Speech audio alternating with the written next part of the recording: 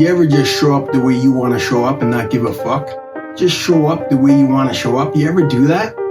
I bet you have some limits on that. I bet you're always thinking, what if somebody doesn't like it? What if somebody's offended? What if somebody doesn't want to follow me anymore or doesn't want to do business with me anymore because I'm showing up the way I really want to show up?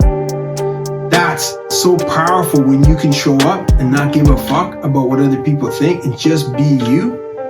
Be in your own presence, be in your own authenticity, and just be you. Man, if you can do that, you're going to love your life. You're going to start loving your life because you're just doing the things you want, when you want, how you want, where you want, and you do not give a fuck about other people's opinions and what other people think of you. Do that, man, and you're going to take back your power. Yo, it's WT Hamilton, and I approve this message.